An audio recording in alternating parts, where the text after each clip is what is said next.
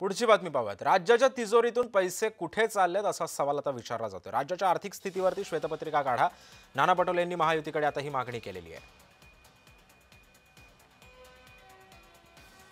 राज्याच्या आर्थिक स्थितीवरती श्वेतपत्रिका काढा असं आता नाना पटोलेंकडून सांगण्यात येतं। नाना पटोले यांनी महायुतीकडे आता ही मागणी केलेली आहे। राज्यातल्या तिजोरीतले पैसे चालले तरी कुठे असा सवाल सुद्धा नाना पटोले यांनी उपस्थित केलाय।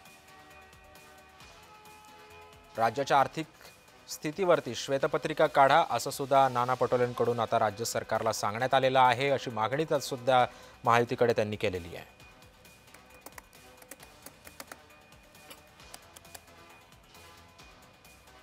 राज्यातल्या तिजोरीतले पैसे नेमके चालले तरी कुठे असा सवाल जो आहे तो नाना पटोलेंनी महायुती सरकारला विचारलेला आहे। राज्याच्या आर्थिक स्थितीवरती श्वेतपत्रिका काढा असं सुद्धा आता नाना पटोले यांनी सांगितलेलं आहे। दरम्यान काँग्रेसच्या दाव्याला भाजपनं फेटाळून लावलंय, पाहूयात। विश्व प्रवक्ते संजय राऊतांनी कमीत कमी अर्थविषयक या विषयावर ते बोलू नये अशी किमान अपेक्षा आहे। आज त्यांनी असं म्हटलं की महाराष्ट्राचं राज्य हे कर्जबाजारी झालेले आहे। तो कर्जबाजारी आहे की नाही हे बघण्यासाठी तज्ज्ञ बसले आहेत ना।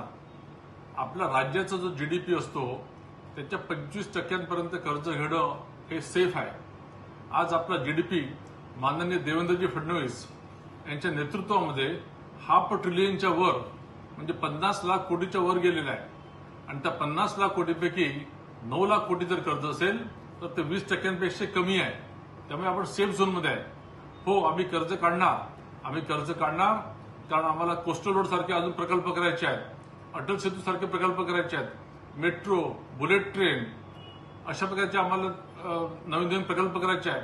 आज नवी मुंबईचं एअरपोर्ट देखील तयार झालेलं आहे। वाधवान सारखे देखील प्रकल्प आम्हाला करायचा आहे। शेतकऱ्यांपर्यंत आम्हाला पोहोचवायचं आहे। शेतकऱ्यांना आम्हाला दिवसा फ्री वीज द्यायची आहे। आम्हाला त्यांना सोलर पंप द्यायचे आहेत। विजेचे दर आम्हाला कमी करायचे आहेत। आम्हाला एम्स सारख्या मेडिकल कॉलेजेस सारखे इंजिनिअरिंग कॉलेजेस, मॅनेजमेंट कॉलेजेस असे आणायचे आहेत। आणि महाराष्ट्र हा जो देशामध्ये नंबर 1 आहे त्याला अजून पुढे न्यायचा आहे। कर्ज जरी काढत असलो तरी आज एफडीआयचा दर काय हो, फॉरेन डायरेक्ट इन्व्हेस्टमेंटमध्ये महाराष्ट्र हा नंबर 1 आहे।